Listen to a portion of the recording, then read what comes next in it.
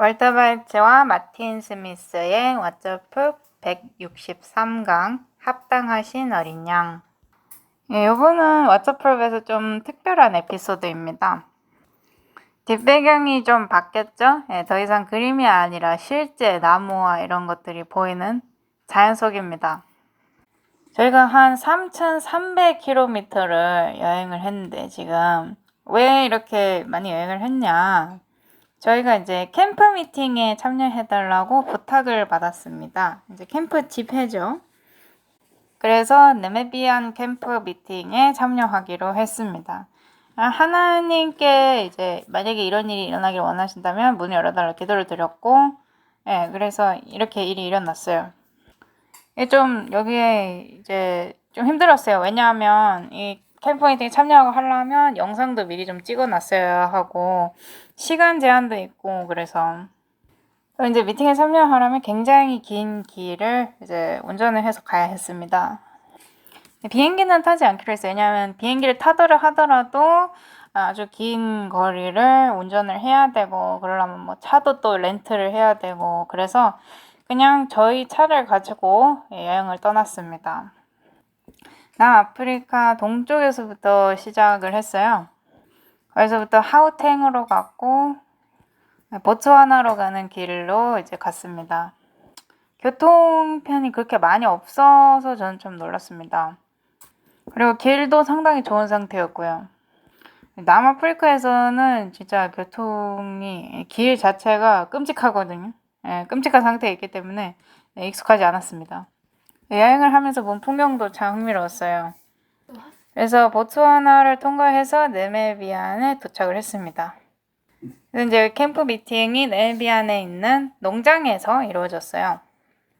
이게 참 흥미로운 캠프 미팅이었는데 저는 항상 이 캠프 미팅 자체가 이 재림교인들이 있는 것보다 재림교인들이 없을 때 이루어지는 걸 더 좋아합니다. 그러니까 전도 같은 방식으로 이루어지는 거죠. 사실 캠프 미팅이라는 것 자체 의도가 전도를 목적으로 재림교인 아닌 자들에게 전도를 목적으로 이루어진 거였거든요. 그래서 이런 세상과 국가들 사이에 일어나는 이런 혼란들, 이런 많은 일들로 인해서 사람들이 우리가 살고 있는 시대에 관해서 걱정을 많이 하고 있다는 것을 제가 봤습니다. 굉장히 좋은 캠프 미팅이었어요. 왜냐하면 하나님께서 사람들의 마음을 움직이고 계시다는 것을 저희가 느꼈고 캠프 미팅이 끝나자마자 5명에게 침례를 주었습니다. 어떤 이들은 전부터 준비를 하고 있었고 어떤 사람들은 전부터 준비는 하고 있었는데 아직까지 결정을 못 내린 상태였는데 이렇게 침례를 받게 됐어요. 그리고 현재 이제 결정을 내려고 하는 다른 많은 사람들이 있습니다. 참 많은 걸 얘기했어요. 이게 뭐 몇천 명이나 참여한 커다란 캠프 미팅은 아니었습니다. 근데 이제 이게 어디서 이루어졌는지 네메비아 캠프 미팅이었잖아요. 그리고 아프리카 캠프 미팅이었는데 그래서 온 사람들도 그 언어를 쓰는 사람들이 거의 대부분이었습니다. 이게 참 모여서 다 흥미로웠어요. 이런 사상들, 다른 관점들, 다른 종교적 체계들, 칼빈주의나 오순절주의 이런 주의들이 모여 있었고 그래서 이제 개인적인 대화를 통해서 이런 것들에 대해서 말할 수 있었습니다. 굉장히 친밀했고 사적이었어요. 사실 하나님께서 의도하신 게 이게 아니었나 싶습니다. 그 커다란 무리 가운데 앉아가지고 뭘 알아야 될지 모른 채 그냥 멍하니 앉아있는 게 아니라 개인적으로 앉아서 이렇게 사적인 대화를 긴밀한 대화를 나눌 수 있는 거. 사람들이 거기서 저희와 이제 1대1 대화를 할 수가 있었습니다. 어떤 사람들은 굉장히 많은 걱정, 근심이 있었고 이제 하나님에 대한 견해나 성경적 견해를 먼저 풀어야지 이야기가 진행이 되는 경우도 있었습니다. 그래서 그 사람에게 다시 희망을 심어주고 희망이 생겨나게끔 해줘야 했어요. 사람들이 참 희망이 없었습니다.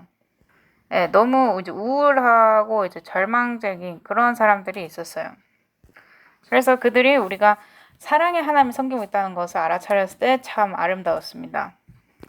그래서 이제 침례를 주면서 무슨 일이 있었는지, 거기서 무슨 얘기를 좀 했는지, 그리고 이 희망에 관해서 좀 얘기를 해보려고 합니다. 캠프 미팅에서 제가 얘기했던 것을 조금 얘기해 보려고 해요. 그래서 이제 어쨌든 캠프 미팅이 끝나고 저희가 집으로 남아프리카로 돌아가고 있었는데 여기서 멈추게 됐습니다. 근데 지금 저희 뒷배경으로 새 소리가 많이 들리잖아요. 새 소리 들리는데 지금 저한테 얘기하고 있는 새, 그러니까 뒤에서 왜 하고 울고 있는 새, 이 새가 아프리카어로 코에프라고 합니다. 코에프라고 불리는 이유가 와 이렇게 울기 때문이에요. 그리고 이 새가 나무에 앉아 있다가 위험한 거나 그런 게 다가올 때 이제 경고의 목소리 내는 와 하고 우는 그런 새입니다. 그러면 이제 주변 동물들이 뭔가 오는구나 하고 알 수 있게 되죠. 그래서 사냥꾼들이 이 새를 싫어해요. 왜냐하면 다른 동물들한테 사전에 경고를 하기 때문이죠. 저는 그래서 이 새를 좋아합니다. 네, 하나님이 창조하신 그런 창조물들을 사육하는 거를 이제 어렵게 만들어주는 새니까 저는 좋아합니다. 저희 지금 뒤에 보이는 큰 강이 이제 아프리카의 큰 강들 중 하나인데 오카방고라고 불립니다. 네메비아와 앵골라를 갈라주는 그런 강인데요. 이 강에는 하마들도 살고 악어들도 삽니다. 모든 것들이 살아요. 그래서 이제 물에서 물 뜨려고 하면 이제 저기 떠있는 통나무가 진짜 통나무인지 아닌지 잘 살펴봐야 됩니다. 이 강에는 굉장히 많은 야생 동물이 살고 있고요. 이런 세팅 가운데 저희가 지금 영상을 찍고 있습니다. 저희 차에는 이제 하룻밤 쉬어갈 수 있는 텐트도 있고, 그리고 또 나머지 부분은 이제 카메라 장비들로 가득 차 있습니다. 그래서 이거는 일과 함께하는 모험이라고도 할 수 있죠. 근데 저희가 있는 동안 좀 심각한 문제들에 관해서 얘기를 해봐야 됩니다. 저희가 캠프 미팅에서 무슨 이야기를 했었나? 캠프 미팅에서는 사람들에게 희망을 주는 게 중요합니다. 그리고 또 다른 면으로는 우리가 시간 흐름 가운데 어디에 있는지 말해주는 것도 중요해요. 그리고 이 다가오는 것에 관해서 우리가 어떻게 준비해야 되는지 그 필요성을 일깨워주는 것도 중요합니다. 그래서 저희가 이야기한 것 중 하나가 계시록 5장이거든요.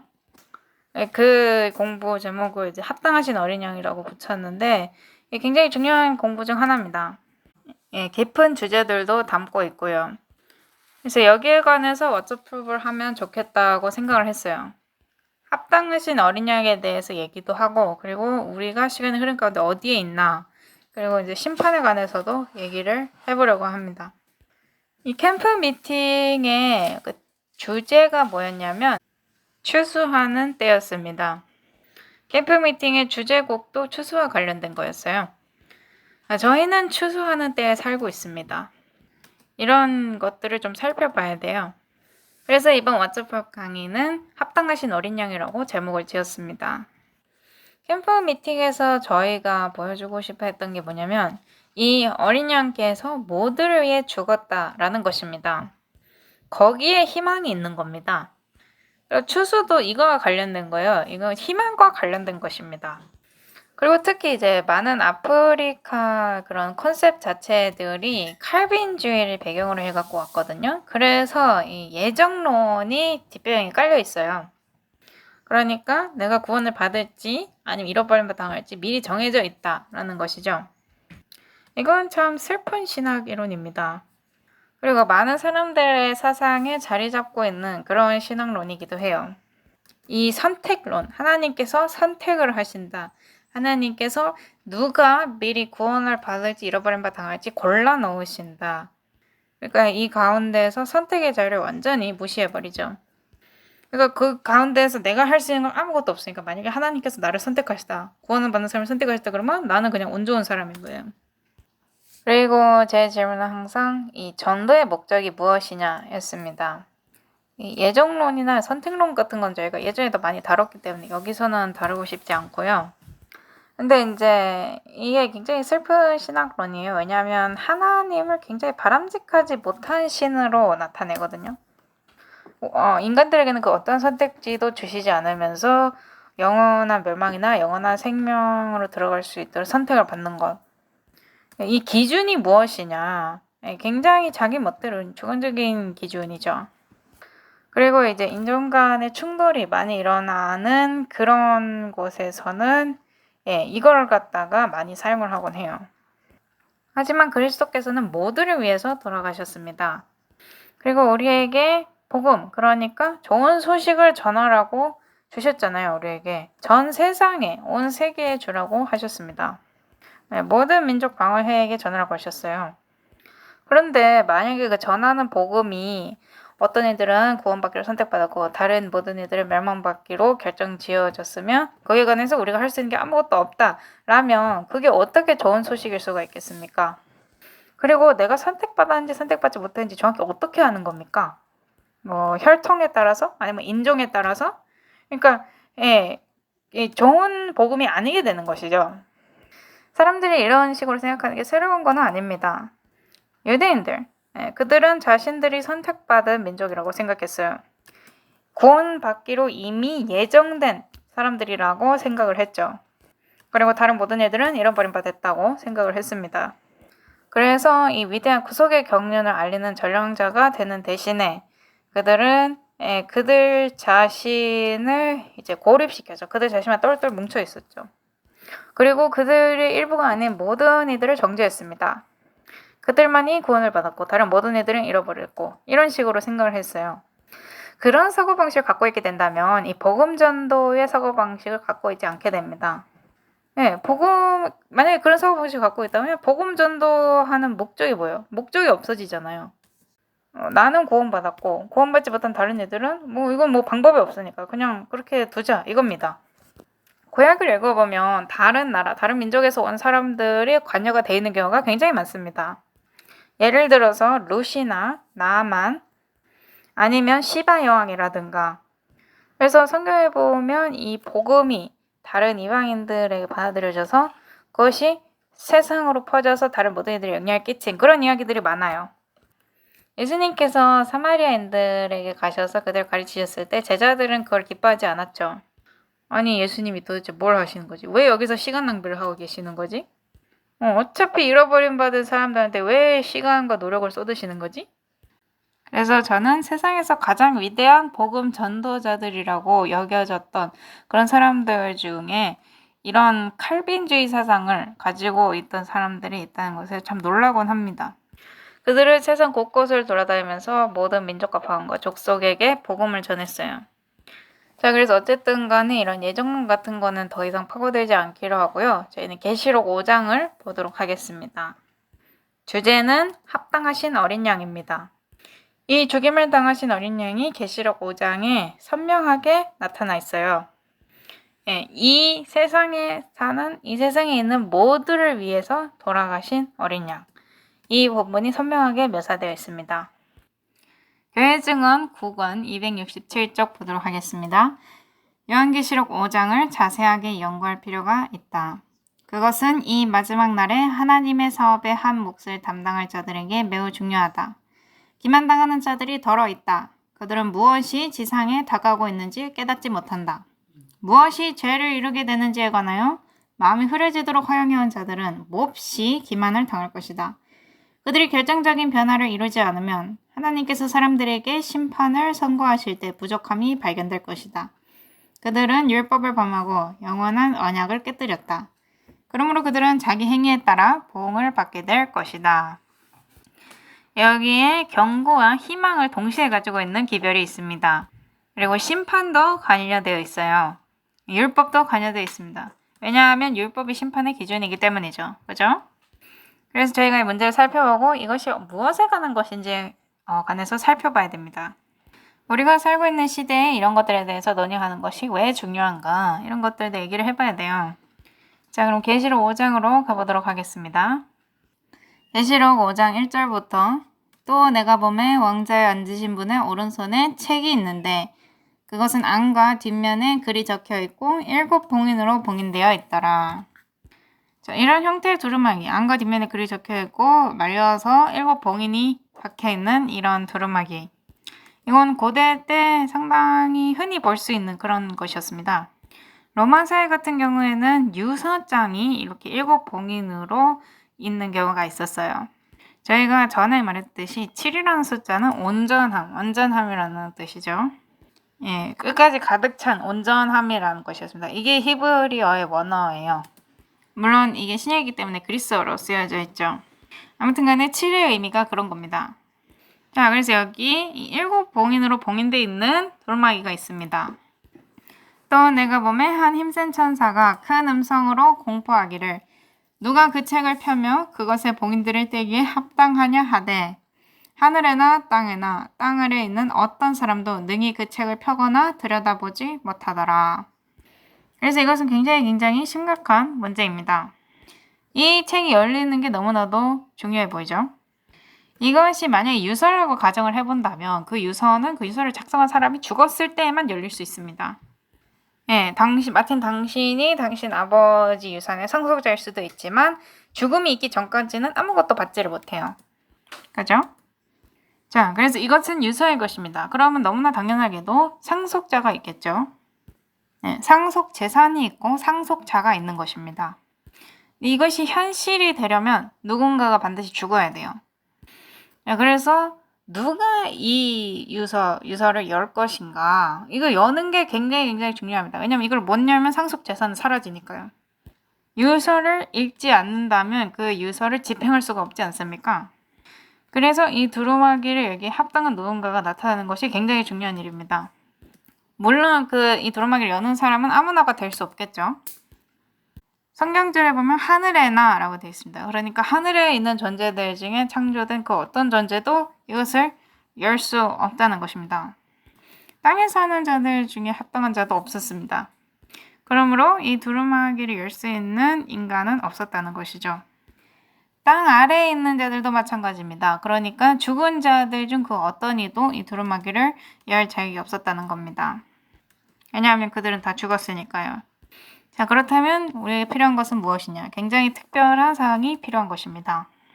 자, 그래서 이 책을 펴거나 읽기에 합당한 자가 아무도 없었습니다. 다른 말로 하자면 이 책을 펴지를 못하면 어떻게 안에 무엇이 적혀있는지 읽을 수가 있겠습니까? 그 책을 펴서 읽거나 들여다보기에 합당한 사람이 보이지 아니하므로 내가 많이 울었더니. 왜 울었나요? 왜냐하면 이 두루마기가 열리지 않으면 상속재산이 없기 때문입니다. 다른 말로 하자면 잃어버린 바 된 거죠. 이거는 모든 것이 다 잃어버린 바 된 거란 말입니다. 여기에 뭐가 관련되어 있습니까? 하늘이 관련되어 있어요. 왜냐하면 하늘에 합당한 자가 있는지 찾아보려고 하늘을 살펴봤기 때문입니다. 하지만 아무도 없었어요. 이거를 펴서 열 수 있는 권위를 가진 자도 없었습니다.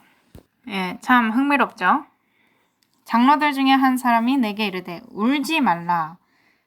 자, 지금 이게 하늘에서 이런 장면입니다. 하늘의 장면을 저희가 보고 있는 거예요. 하늘에서 무슨 일이 일어나고 있는가. 그래서 상속 재산에 대한 논의가 있었고 이 책에 관한 논의가 있었고 하늘에서 일어나고 있는 대화인 것입니다.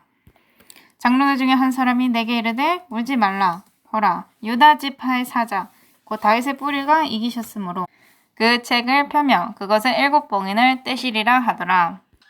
유다 지파의 사자, 이거 누군지 저희가 다 알죠. 예수 그리스도이십니다. 지금 이 장면에서 나오는 이 묘사는 예수 그리스도의 이런 어떤 군사력을 보여주는 그런 장면이라고 할 수 있습니다. 군사력으로서의 그리고 왕으로서의 그런 모습을 나타낸 것이라고 할 수 있어요. 유다 지파의 사자이자 다윗의 뿌리. 유다 지파 하면 사자잖아요. 사자니까 장군, 하늘의 군대를 이끄시는 분이라는 것입니다. 그래서 이것은 강한 힘, 능력, 권력 이런 것들을 나타냅니다. 영광 이런 것들. 그런데 흥미로운 점은 이런 능력을 가지고 있음으로 인해서 그분이 두루마기를 열 수 있는 것이 아니라고 하는 겁니다. 이런 능력으로는 이 두루마기를 열 수가 없어요. 그래서 이 세상에 있는 모든 능력, 모든 권력, 모든 영광, 모든 힘, 이런 이 군사력에 있어서의 모든 탁월함 이런 것들이 예수님으로 하여금 이 두루마기를 열기에 합당하게끔 하지는 못한다는 것입니다. 그런데 어쨌든 간에 예수님께서는 유다 지파의 사자라는 것이죠. 예수님이 가진 특성 중에 하나라는 것입니다. 또 내가 보니 보라, 왕자와 내 짐승의 한가운데와 장로들의 한가운데에 전에 죽임을 당한 것 같은 어린 양께서 서 계시더라. 여기에 핵심이 있습니다. 그분께 7 뿔과 7 눈이 있었는데 이것들은 온 땅 안으로 보내어진 하나님의 7 영이라. 자, 여기 어린 양께서 나오십니다. 이분께서 너무나 당연하게도 이 두루마기를 여실 분이신데요. 이분이 가지신 다른 명칭도 이제 유다지파의 사자. 이거 방금 전에 저희가 말했고요. 근데 이제 죽임을 당한 것 같은 어린 양이 7뿔을 가지고 있으십니다. 뿔은 왕을 나타내죠. 통치자. 계시록에는 또 다른 작은 뿔이 나옵니다. 근데 여기 나오는 건 7뿔이에요. 그래서 여기서는 시간대도 같이 다루고 있는 것입니다. 역사적인 시간대. 그래서 이 두루마기가 열린 때부터의 시간대를 다루고 있는 거예요. 이 두루마기가 열리려면 누군가가 죽어야 했습니다. 여기에 죽은 누군가가 나와요. 어린 양이죠. 죽임을 당한 어린 양입니다. 이것은 그분께서 이 두루마기를 여실 수 있다는 것입니다. 근데 여기에 조건이 있어요. 만약에 이분께서 이것을 열려고 하려면 죽은 상태여야 합니다. 왜냐하면 죽임을 당한 어린 양이잖아요. 하지만 그 동시에 이분이 상속자라면 이 유서를 열려면 이분께서 살아계셔야 하는 것입니다. 그래서 여기에 죽임을 당한 것 같은 어린 양이라고 되어 있는 겁니다. 그러니까 지금 살아계신다는 것이죠. 그래서 죽임을 당한 것 같은 어린 양으로서 그분은 이 유서를 열 수가 있고 이 두루마기를 열 수가 있고 동시에 상속자가 되실 수가 있는 것입니다. 이것이 구속의 경륜의 정교함입니다. 굉장히 뛰어나요. 그리고 계시록 5장에 나오기 전에 계시록 3장 같은 곳에 보면 7교회를 쫙 지나갑니다. 시대가 나오죠. 그것은 이 기독교 교회의 역사 시간대를 보여주고 있습니다. 그리고 거기에서 무슨 일이 일어날 것인가. 저희가 저번에 말했던 것처럼 기독교 시대를 쫙 보여주면서 각 시대마다 무슨 일이 일어날 것인지를 보여주고 있습니다. 7교회에 대해서 읽어보면 거기 이제 투쟁이 있는데요. 시작이 첫 번째 교회부터 시작을 하는데 여기에 불로 가득 차 있고 복음이 가장 순수한 그런 교회였죠. 그 다음에 점점 쇠락이 있다가 중간에 나오는 교회, 그러니까 어둠에 있는 교회가 있고요. 그 다음에 점점 더 그 어둠으로부터 빛이 나오고 그 다음에 이제 마지막에 라오디게아 상태에 있는 교회가 나오죠. 그래서 역사적 흐름이 딱 나와 있습니다. 그래서 이 7이라는 숫자는 그분께서 그 시대 모두를 통제하시는 분이라는 것을 나타내 주는 것입니다. 그리고 7 눈이 있어요. 그분께서는 하나님이십니다. 모든 것을 보신다는 것이죠. 그리고 이 투쟁이 무엇에 관한 것인지 저에게 정보를 주실 것이라는 것입니다. 그리고 하나님을 통해서 우리가 내려야 할 결정들을 알려주신다는 것이죠. 이 투쟁에서, 이 전투에서 우리가 어느 편을 설 것인가. 그래서 이 두루마기의 봉인을 푸는 것에 대해서 하늘에서 대화가 있었습니다. 그리고 6절을 마저 읽어보면 이것들은 온 땅으로 보내어진 하나님의 7 영이라고 나와 있습니다. 그러니까 이 기별이 누구에게 주어져야 한다는 것입니까? 온 땅, 그러니까 모든 민족과 족속과 방언에게 주어져야 한다는 것입니다. 자, 이 기별은 그래서 전체적으로 보면 이 상속 재산에 관해서 다뤄진다고 볼 수 있습니다. 우리는 그 상속 재산의 일부가 되거나 아니면 거기 일부가 되지 않기로 선택을 할 수가 있죠. 예, 땅의 유서와는 땅의 상속 재산과는 조금 다릅니다. 왜냐하면 여기서는 내가 이 상속 재산에 참여할지 안 할지, 받을지 안 받을지 선택을 할 수가 있기 때문입니다. 자, 상속을 받을 때 좋은 것만 상속을 받습니까? 아니면 어떨 경우에는 부정적인 면도 들어있는 그런 패키지식으로 상속을 받습니까? 안타깝게도 후자입니다. 그래서 만약에 마틴 당시에 상속을 주시는 아버지께서 많은 빚을 지셨다. 그러면 상속을 받는다 하더라도 남는 게 그다지 많이 없겠죠. 여기 이 상황에서는 우주적인 투쟁이 있었고 이 상속재산이 잃어버림 받은 상황입니다. 이 상속재산을 다시 얻어야 하는데 얻으려면 누군가가 죽어야 했어요. 이것은 굉장히 엄청난 이야기고 저희가 이 계시록 5장을 풀어나가야 돼요. 이 어린 양이 무엇인지에 관해서 이해를 해야 합니다. 그분께서 합당하시다는 것, 이것에 관해서. 사도행적 590쪽 보도록 하겠습니다. 구주께서는 요한에게 유다 지파의 사자요 죽임을 당한 어린 양의 상징으로 나타나셨다. 이 상징들은 전능의 능력과 자아 희생에서 오는 사랑의 결합을 나타낸다. 당신의 은혜를 거절하는 자들에게는 매우 무서운 유다의 사자가, 순종하고 충실한 자들에게는 하나님의 어린 양이 되실 것이다. 굉장히 두 가지를 잘 엮어놨습니다. 그러니까 이제 이 두 가지가 어떻게 적용이 되는지 잘 이해할 수가 있죠. 하나님의 율법을 범한 자들에게 공포와 진노를 안겨준 불기둥이 당신의 계명을 지킨 자들에게는 빛과 은혜와 구원의 표징이다. 자, 그 다음에 조금 건너뛰어서 읽겠습니다. 하나님은 항상 우세하시다. 마지막 나팔 소리가 죽은 사람들의 감옥에 침투할 때에 의인들이 사망아 너의 이기는 것이 어디 있느냐 사망아 너의 쏘는 것이 어디 있느냐고 부르짖으면서 의기양양하게 부활하여 하나님과 그리스도와 천사들과 각 시대에 충성스럽고 진실한 사람들과 함께 설 때에 하나님의 자녀들은 매우 큰 수가 될 것이다. 그리스도의 참된 제자들은 쓰라린 투쟁을 통하여 그분을 따르며 극기하고 또 큰 실망을 경험한다. 그러나 이것은 그들에게 죄의 죄책과 비애를 가르쳐준다. 그리하여 그들로 하여금 죄를 혐오감을 가지고 보도록 이끈다. 그리스도의 고난에 동참한 그들은 당신의 영광의 동참자가 되도록 되어 있다. 참 아름다운 문구 아닙니까? 구속의 경륜을 한 관점에서 보여줍니다. 그분께서 두루마기를 여시면 저희가 상속 재산이 뭔지를 보게 되는데요. 거기에는 그뿐만이 아니라 이 상속 재산을 얻기 위해서 치른 값도 쓰여져 있습니다. 그리고 상속 재산을 다시 되찾기 위하는데 엮여있는 그런 투쟁의 이야기도 읽게 되죠. 왜 요한이 울었습니까? 그 두루마기가 열리지 않으면 모든 것이 잃어버린 바 되었기 때문에 그랬습니다. 그래서 두루마기가 가지고 있는 그 내용이 이 우주적인 커다란 대쟁투에 대한 내용입니다. 그리고 그것이 어떻게 풀려나갔냐, 어떻게 해결됐냐에 관해서 담겨 있죠. 그리고 그 투쟁 가운데서 유다 지파의 사자를 상대할 것이냐, 아니면 죽임을 당한 어린양 앞에 나아갈 것이냐, 이 두 가지 중에 선택을 하게 되죠. 그게 선택지입니다. 그 다음에 올바른 선택을 하면 영광스러운 상속 재산을 받게 되는 것이죠. 목사 복음교역자에게 보낸 증언 92쪽 보도록 하겠습니다. 들림을 받으신 구주께서는 값없는 언약의 축복, 즉 그분을 믿는 모든 영혼을 위하여 얻으시려고 죽으신 유익을 나누어 주시기 위해 보좌에 앉으신 죽임을 당한 어린 양으로 그분의 혈험 있는 사업 가운데서 나타나야 한다. 요한은 그 사랑을 말로 표현할 수 없었다. 그것은 너무 깊고 너무 넓었다. 요한은 인간 가족들을 향하여 그것을 쳐다보라고 호소했다.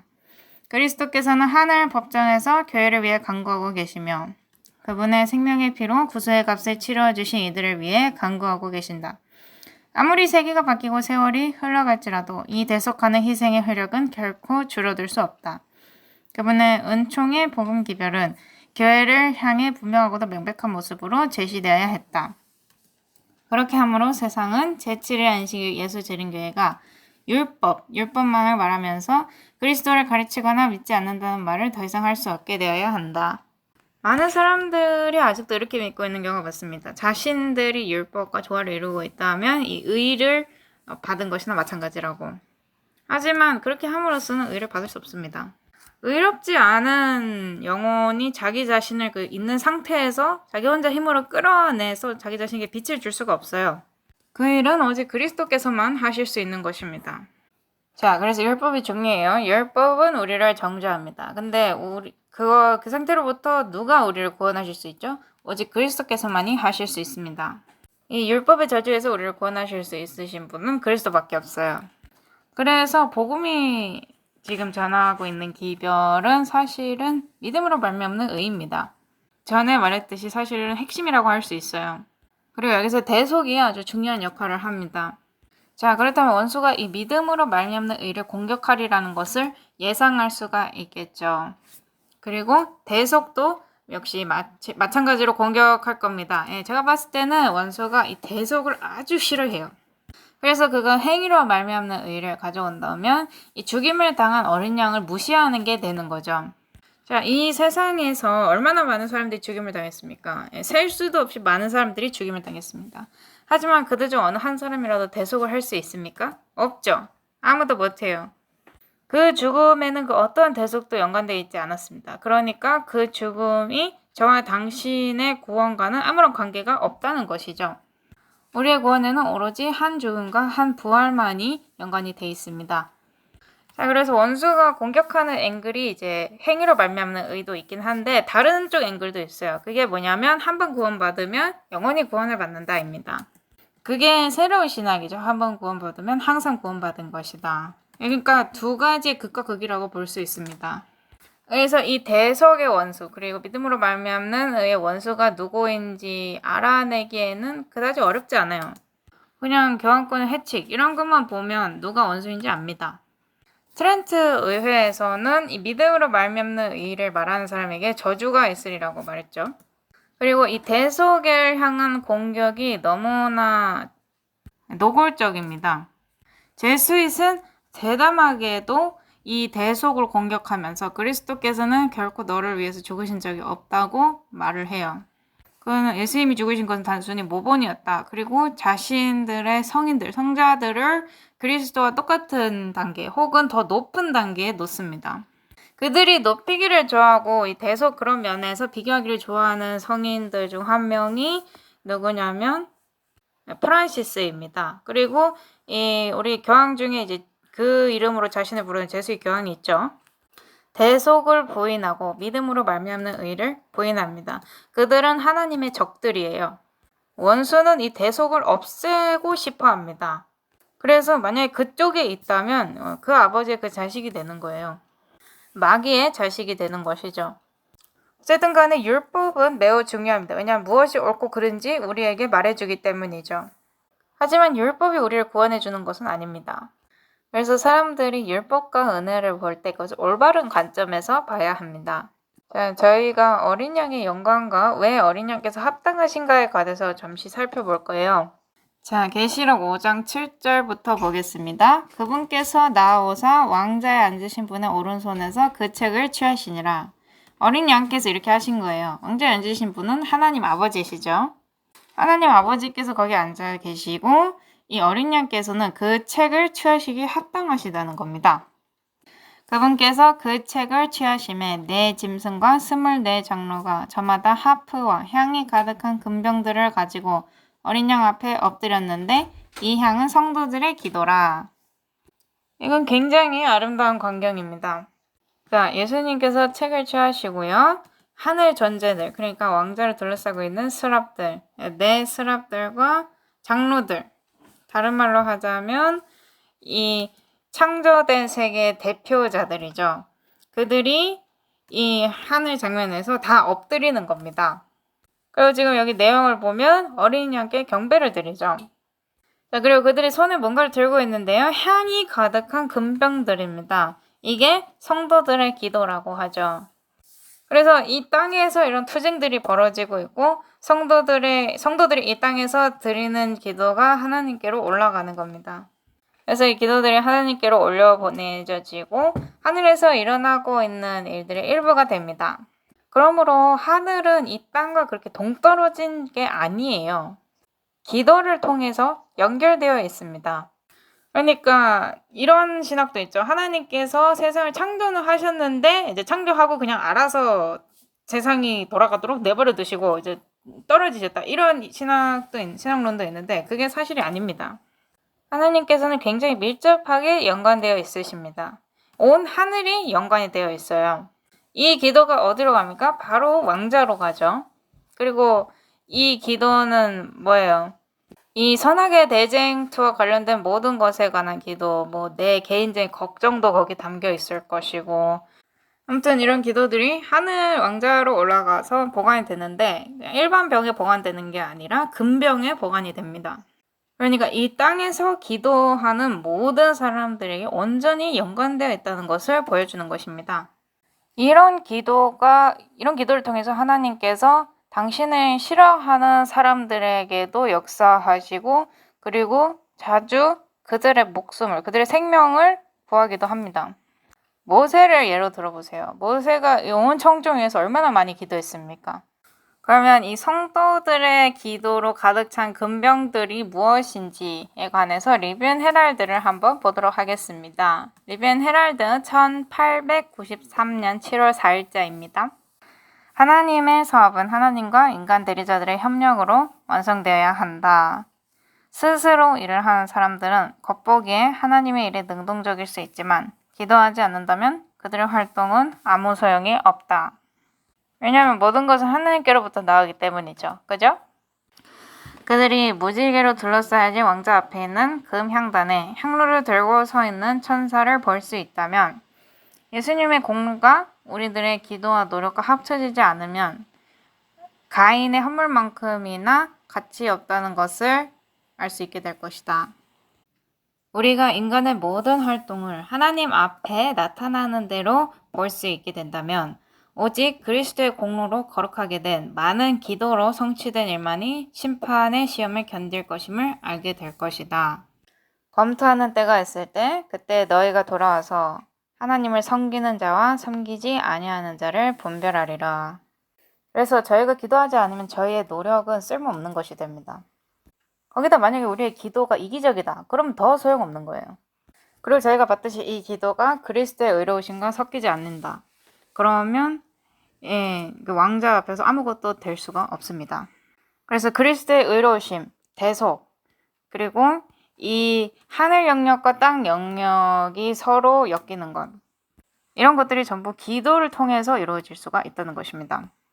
그리고 예언의 신의 다른 부분들을 읽어보시면 노래도 이 기도만큼이나 이런 예배 드리는 것이나 그런 데에 많이 관여가 돼 있다는 것을 알 수 있어요. 그래서 어떤 단계에서 음악에 관해서 저희가 얘기를 좀 해봐야겠습니다. 계시록 5장 9절부터 볼게요. 그들이 새 노래를 불러. 방금 노래에 대해서 얘기했잖아요. 여기서 지금 새 노래를 불러 이르되 주께서 그 책을 취하시고 그 책의 봉인들을 열기에 합당하시나이다. 주께서 죽임을 당하시고 주의 피로 모든 족속과 언어와 백성과 민족 가운데서 우리를 구속하자 하나님께 드리셨으며 여기 보면 주의 피로 우리를 구속하자라는 말씀이 나오죠. 어떻게 감히 그들이 우리가 주님의 피로 어린 양의 피로 구속을 받지 않았다고 말할 수가 있습니까? 제수이시 어떻게 감히 그런 말을 한단 말입니까? 그것은 이 성경절에 정반대되는 모순입니다. 그리고 이 값이 누구를 위해 치러졌죠? 모든 족속입니다. 어떻게 고른 게 없어요.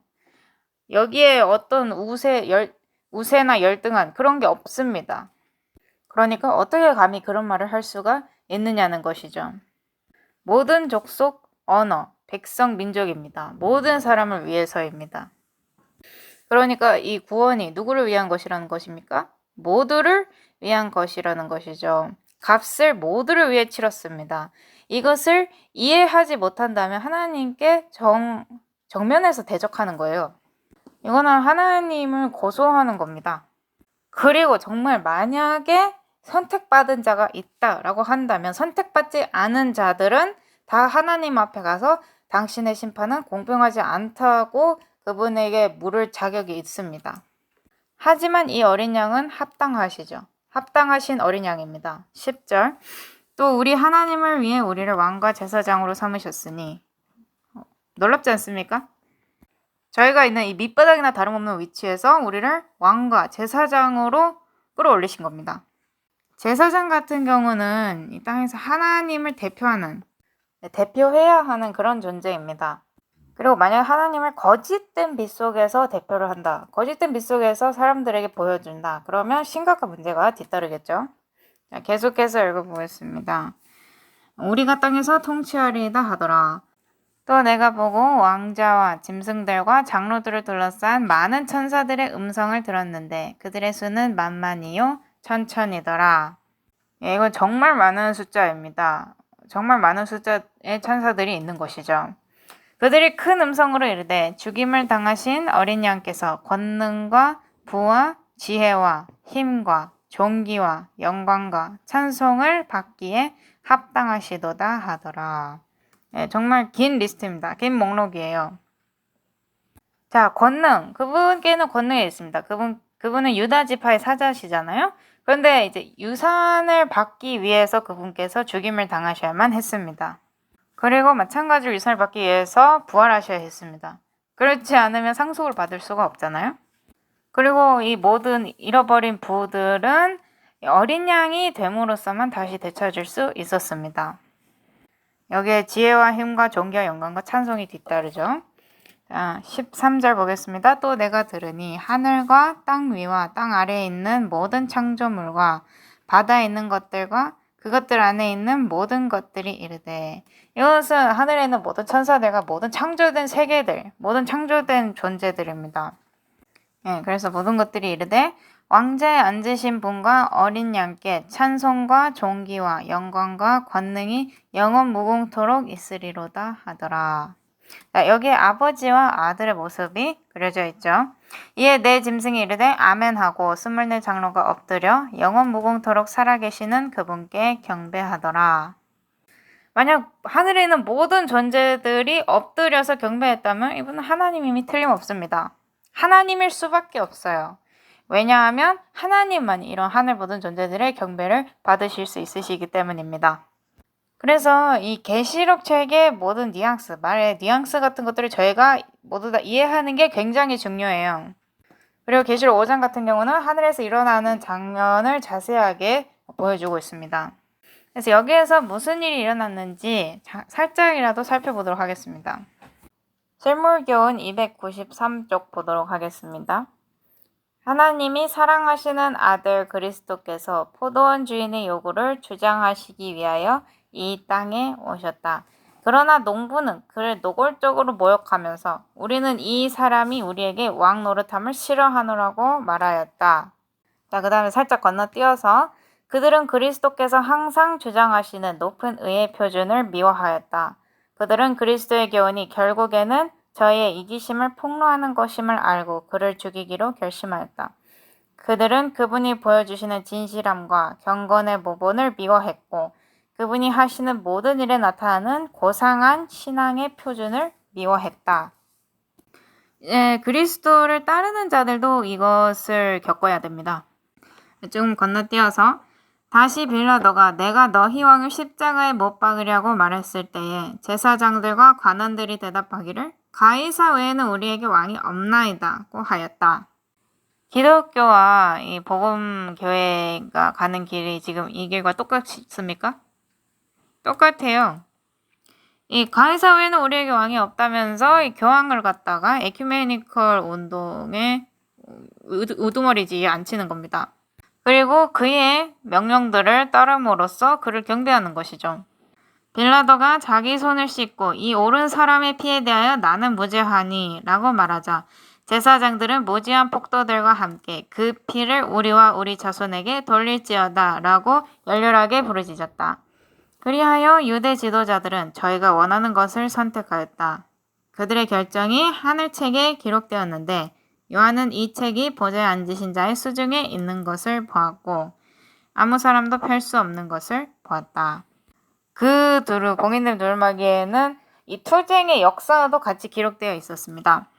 그리고 이것을 받아들일지 안 받아들일지 선택을 할 수 있어요. 이 상속 재산의 일부가 이 왕국을 다시 되찾는 것뿐만이 아니라 이 구속받은 사람들도 포함이 되는 것입니다.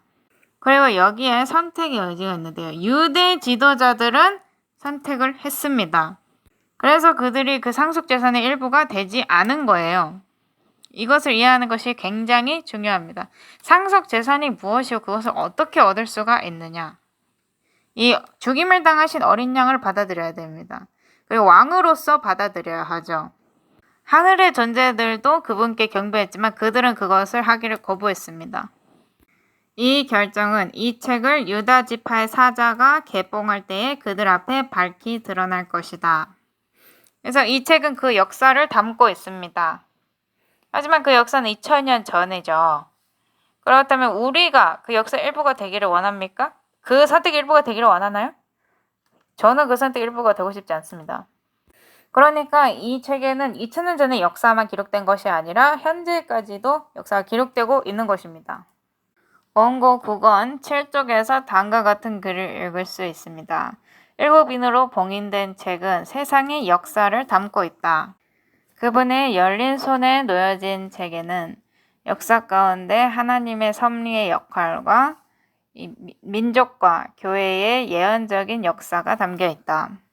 여기에는 신성한 발언, 그분의 권위, 그분의 명령, 그분의 율법, 영원하신 분의 상징적 조언, 그리고 이 나라, 이 땅의 모든 국가를 다스렸던 지배 세력의 역사가 담겨 있다.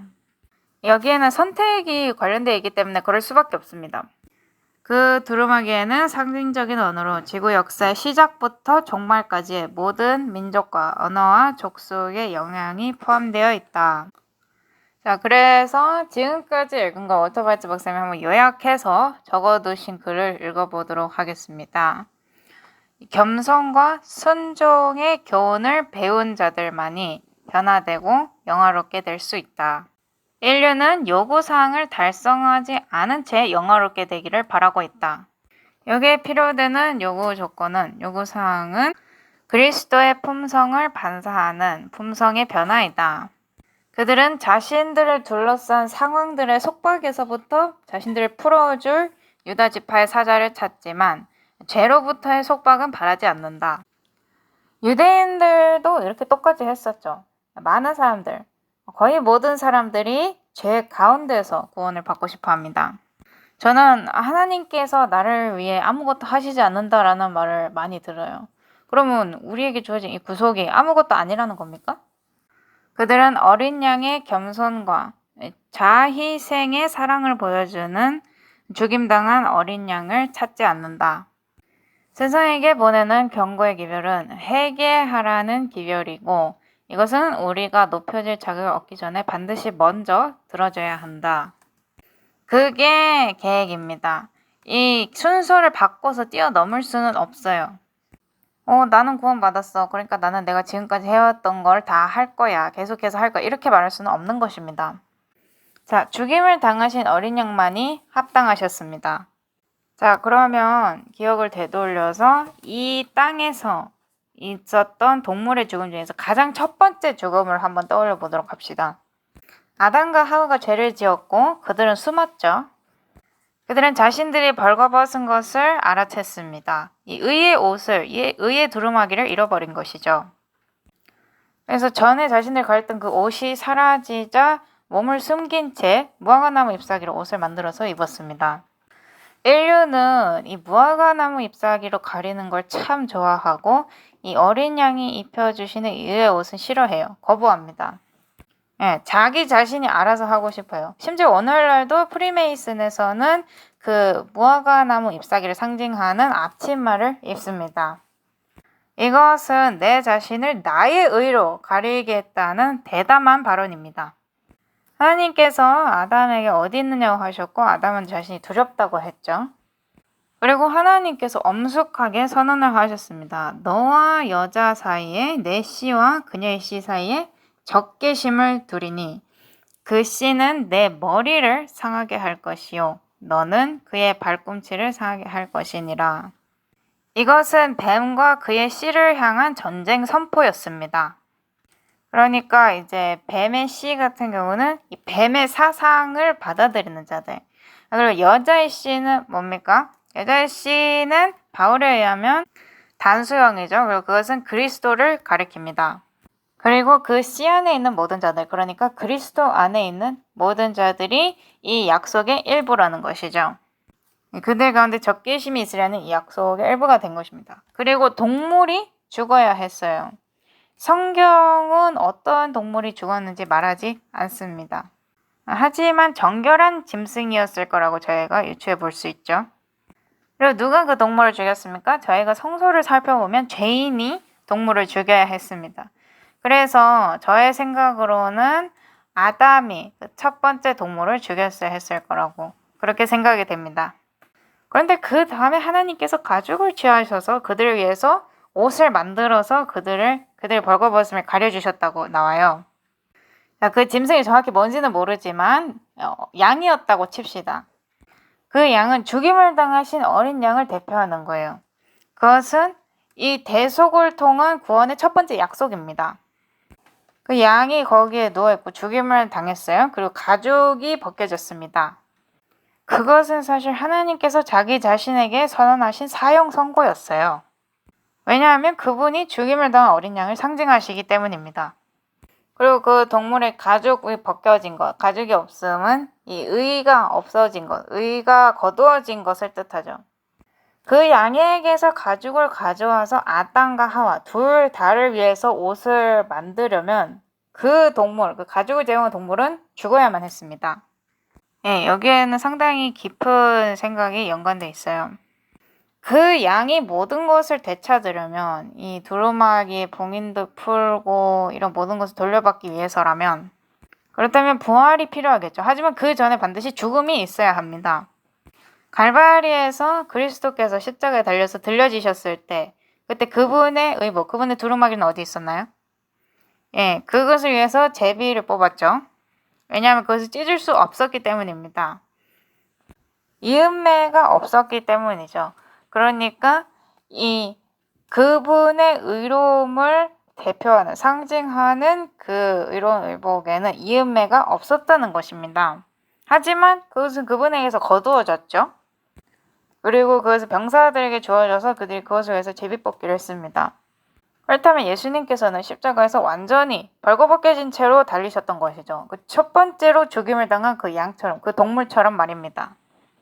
첫 번째로 죽임을 당한 그 동물도 가죽이 다 벗겨져서 완전히 벌거벗은 상태였어요. 그 완전히 벌거벗겨진 상태가 아담과 하와가 자기 자신들을 위해서 그 의복을 만들기 전에 그 상태였었죠. 하지만 아담과 하와가 만든 그 무화과나무 잎사귀는 그들을 구원해줄 수는 없었습니다. 그것은 없어져야 했어요. 그래서 우리의 의로, 그러니까 행위로 말미암는 의에 의존하는 그 어떤 체제든지, 그 체제가 프리메이슨이라든지 아니면 제수의 의를 통해서 모든 것을 통제하는 카톨릭이라든지 할 것 없이 다 그 무화과나무 잎사귀로 만든 그 의복을 없애야 하는 겁니다.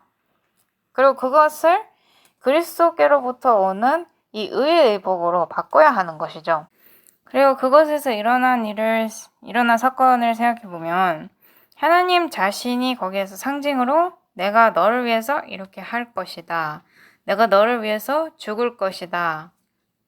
그것만이 이 상속재산 다시 돌려받을 유일한 길이다. 이렇게 말씀하신 거잖아요. 그리고 이제 내가 너와 여자 사이에 내 씨와 그녀의 씨 사이에 적개심을 두리니 그 씨는 내 머리를 상하게 할 것이다. 이제 여기서부터 시간이 좀 흐른 다음에 다윗과 골리앗의 시대 때 여기에 또 다른 상징적인 이야기가 있습니다. 팔레스타인이 사단을 상징했죠. 그리고 이제 나중에 읽어보면 그 형제들이 6개의 손가락을 가지고 있다고 나와요. 그러니까 6이죠. 이 6개의 손가락과 6개의 발가락. 그러니까 골리앗도 마찬가지로 6개씩 그렇게 손가락 발가락을 가지고 있었다고 유추해 볼 수가 있습니다. 그러니까 가족에 내려오는 그런 것 중 하나였죠. 예, 그래서 숫자 6이 연관이 있었던 것입니다. 다윗은 골리앗과 싸우러 나갈 때 조약돌을 5개를 골랐어요. 선택한 돌들입니다. 자, 5라는 숫자는 인류의 숫자죠. 저희에게도 오감이 있잖아요. 자, 그래서 5개의 돌들을 골랐는데 그 돌들을 고른 것 중에 이제 골리앗을 죽이기엔 충분했지만 그의 다른 형제들을 죽이기에도 충분한 숫자였습니다. 다윗의 죽임을 당하고 나머지들은 이제 이스라엘의 자손들에 의해서 죽임을 당했죠. 골리앗이 나와서 조롱하고 저주하면서 하늘에 계신 하나님을 모독했습니다. 그래서 다윗이 이 할례받지 않은 블레셋 사람이 누구기에 살아계시는 하나님의 군대에 도전하느냐라고 했죠. 그리고 골리앗이 싸우러 나온 다윗을 보고 아니 내가 걔냐 나를 죽이려고 지금 막대기랑 돌멩이를 갖고 나오게 하면서 아마 다윗을 더 자세히 보려고 헬멧을 들어 올렸을 겁니다. 그게 사형 선고나 마찬가지였죠. 이마에 맞고 죽었죠. 그 즉시. 자, 우리 이마에 뭐가 있죠? 전두엽이 있습니다. 그래서 내 안에서 그 전두엽이 파괴된 것입니다. 그리고 다윗이 골리앗의 머리를 그의 칼로 잘랐죠. 자, 이 칼은 무엇을 상징합니까? 성령님의 검은 무엇입니까? 하나님의 말씀입니다. 그렇다면 골리앗의 칼은 그의 말이었겠죠? 그의 머리가 그의 칼로 인해서, 그 자신의 칼로 인해서 잘렸습니다. 그러니까 그가 한 말이 그를 정죄했다는 것이죠. 이걸 사단과 비교해서 보자면 사단이 처음부터 거짓말쟁이였죠. 사단은 계속해서 거짓말을 해왔고 그가 제시하는 거짓말들 중에 한 가지는 우리에게는 구세주가 없다는 것입니다. 우리에게는 구속주가 없고 대속이 없고 우리 스스로 이것을 해야 한다라는 것입니다. 성경에서는 다윗이 그 골리앗의 갑옷을 자기 장막으로 가지고 돌아갔다고 나와요. 근데 자기 장막이 다윗 사는 곳인데 다윗이 베들레헴에 살았잖아요. 베들레헴이 무슨 뜻입니까? 빵 바구니라는 뜻입니다. 이 상징들을 보면 참 아름다워요. 근데 머리는 다윗이 가져가지 않았습니다. 그것을 예루살렘으로 가지고 갔어요. 그래서 다윗이 골리앗의 머리를 들고 예루살렘에 가서 산 위에 올라가서 섰어요. 그리고 이제 그 당시 예루살렘에 있었던 여부수 족속들에게 뭐라고 말한 겁니까? 너희들이 다음이다. 이렇게 말한 거나 마찬가지였습니다. 다른 말로 하자면 예루살렘, 그러니까 구원받은 모든 자들을 상징하는 그 예루살렘이 정복될 것이며 거기 살고 있는 여부수인들, 제가 거의 제수이시라고 말할 뻔했어요. 둘이 거의 비슷합니다. 차이가 별로 없어요. 아무튼 그들은 추방당할 것이라는 것이었죠. 그 언덕 위에서 그 머리를 들고 다윗이 골리앗한테 일어난 일들이 너희에게 일어날 것이다 라고 말한 겁니다. 그리고 하나님의 원수들에게 빼앗겼던 것을 다시 되찾아오는 것이죠. 다윗이 그 골리앗의 머리, 그 해골을 그 산 위에 묻었을 가능성이 있나요? 있습니다. 분명히 있어요. 그리고 그 산은 갈바리일 겁니다. 근데 그 당시에는 그 성전이 들어설 그 산의 일부였거든요. 그 머리를 묻은 장소가. 그들이 나중에 이제 돌들을 빼내가지고 두 개의 다른 언덕이 됐지만 원래는 이 성전이 서 있었던 그 산 위, 대속의 상징이 세워질 그 산 위에다 해골을 묻은 겁니다. 그리고 나중에 그리스도께서 이 땅에 오셔서 그곳을 걸으셨을 때 그 해골이 묻힌 곳을 걸으셨을 거예요. 아니면 예수님의 십자가가 들려서 땅에 박혔을 때 그 끝이 어쩌면 그 해골을 진짜로 말 그대로 부셨을 수도 있습니다. 예루살렘에 있는 박물관에 가보면 이 십자가형의 모형이 있거든요. 자, 보통 십자가형 그림을 보면 이제 못이 발의 중앙에 박혀 있는 경우가 있는데 사실은 그렇게 하지 않고 이 발목 부분에서 옆으로 박혔습니다. 그래서 여기 지금 사진을 보면 발꿈치 쪽에서부터 못이 이제 들어간 그런 모양이 있습니다. 그래서 해골이 부서졌고 머리가 두개골이 부서졌고 그리스도의 발꿈치가 상하게 된 것입니다. 여기에는 굉장히 아름다운 상징론이 있어요. 하나님께서는 아무것도 그냥 집어넣으시지 않습니다. 모든 게 다 어떤 의미를 가지고 있어요. 우리가 이런 상징론을 보고 우리를 구원하는 데 있어서 무슨 대가가 치러졌느냐 살펴보면 성경은 우리가 이 물과 피로 구원이 됐다고 말을 합니다. 십자가형이 있기 전에 그리스도께서는 겟세마네 동산으로 가셨습니다. 성경은 거기에서 예수님께서 너무나 깊은 고뇌를 느끼셨다고 해요.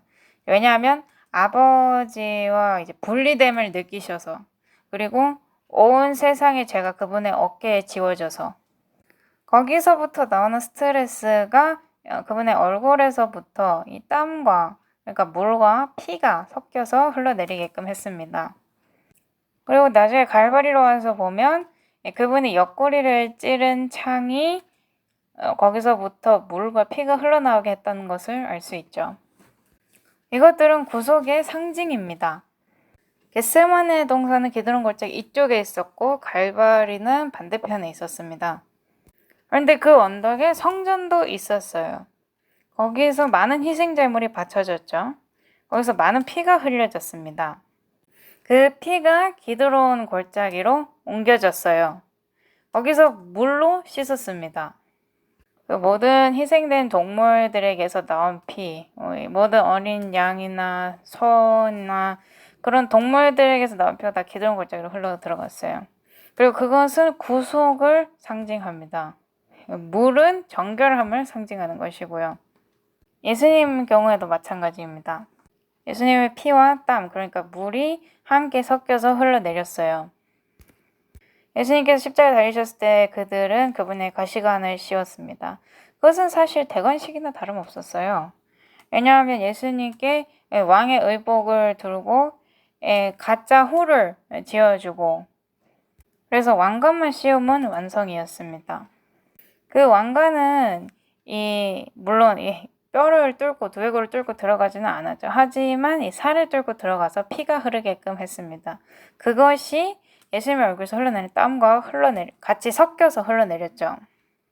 그래서 이 피와 물이 섞인 것이 마찬가지로 기드론 골짜기로 흘러 들어갔던 것입니다. 그리고 에스겔서를 보시면 거기서 이제 물이 흘러나오는데 기드론 골짜기로부터 이제 물이 나오는데 이 물이 가는 곳마다 나무들이 일어서고 이 물이 사막으로 가니까 어디로 가든지 간에 이 황폐된 곳이 사막화된 곳이 푸르게 변했다는 내용이 나옵니다. 생명이 다시 되돌아온 것이죠. 그리고 그게 사해로 흘러들어요. 죽음의 바다죠. 영원한 죽음을 상징하는 것입니다. 근데 거기서부터 다시 생명이 흘러나온 것이죠. 그래서 이 구속의 경륜으로부터 흘러나온 이 생명수, 이 물과 피가 섞인 것은 황폐해진 곳조차도 이 생명을 주기 위해서였던 것입니다. 그래서 이 복음이 온 세상에 퍼져 있던 것이죠.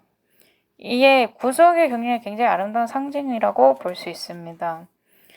죽임을 당하신 어린 양이 합당하십니다. 절대 그것을 잊어버려서는 안 돼요. 절대 잊어버릴 수도 없습니다. 우리가 그쪽으로 나아가야만 해요. 그 의가 우리를 덮어야지만 저희가 살 수 있습니다. 그분께서 십자가에 달리셨을 때 완전히 벌거벗으신 채로 달리셨어요. 그래서 당신과 저와 다른 모든 사람들이 그 의의 의복을 두를 수 있도록 하시기 위해서 그러니까 하늘에 있는 존재들이 그분 앞에 엎드려져서 죽임을 당하신 어린 양이 합당하시다고 말했던 게 놀랄 일이 아니죠. 자, 여기에 관해서 저희가 아직 말을 다 안 했는데 다음 강의 때 해야 할 것 같습니다. 자, 그래서 이번 강의를 끝내면서 왜 죽임을 당하신 어린 양이 합당했는가를 한번 심사숙고 해봐야 될 필요가 있을 거예요. 왜 그분이 두루마리의 봉인을 푸시기에 합당하셨느냐? 그렇게 함으로써 당신과 저희가 그분 안에서 그분과 함께 상속재산을 받을 수 있게 되는 것입니다. 기도하도록 하겠습니다. 하늘에 계신 아버지, 저희를 위해서 죽임을 당하신 어린 양에 대해서 감사를 드립니다. 그분께서 죽임을 당하셨기에 그분께서는 두루마리 열기에 합당하신 분이 되셨고 또한 그 두루마리 열심을 통해서 저희들에게 이 죄가 이 세상에 들어왔을 때부터 이 세상의 끝까지 저희 앞에 바로 있는 이 세상의 끝까지에 있는 투쟁의 역사를 보여주셨습니다. 저희가 이런 문제들을 이해하고 내면화할 수 있게 도와주시고 하나님의 품성, 저희를 위해 돌아가신, 저희를 위해서 피를 흘리신 그리고 살아있는 물로 저희를 정결케 해주시는 그 하나님의 품성에 대해서 저희가 이해할 수 있도록 도와주십시오. 그렇게 해서 저희가 다시는 목마르지 않을 수 있도록 도와주십시오. 이 구속의 선물을 주신 것에 대해 감사드리며 예수님 이름으로 기도드립니다. 아멘.